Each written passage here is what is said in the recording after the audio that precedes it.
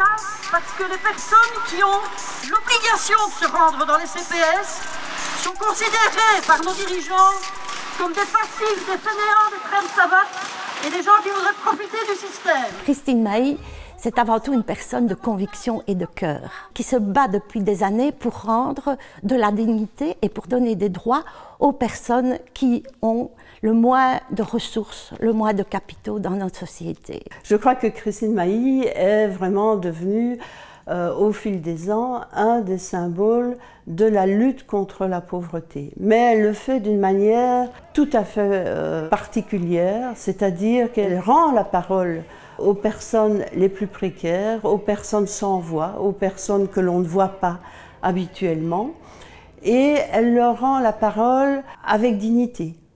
Elle est en même temps capable de les aider à témoigner de leurs enfermements, de ce qui les contraint dans leur vie, et elle est aussi capable de montrer toute la résilience qu'il y a dans ces populations.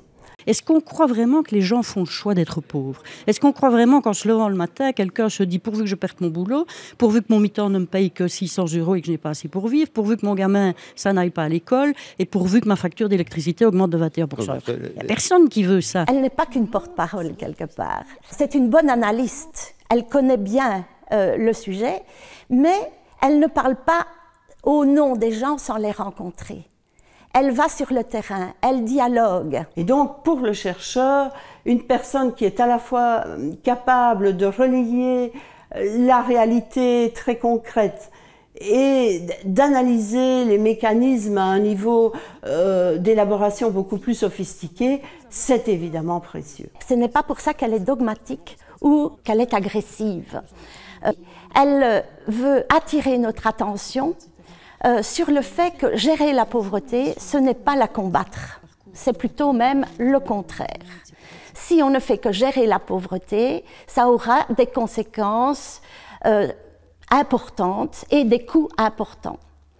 Donc elle fait appel à notre intelligence, mais aussi à nos valeurs collectives et individuelles. Il n'y a plus un droit de l'homme chez nous qui résiste à l'épreuve de la pauvreté. Et ça, il faudra que vous fassiez l'examen et relire les textes de la Déclaration des droits de l'homme et les confronter à la réalité de l'ensemble des dispositions législatives qui sont prises par le gouvernement actuellement et particulièrement par vous en matière de CPS. Et donc, finalement, elle fait beaucoup de bien, non seulement aux personnes qui sont dans la pauvreté, mais elle fait beaucoup de bien aux autres, aux chercheurs, aux décideurs, parce qu'elle nous aide à avoir des relations interpersonnelles plus justes et plus authentiques.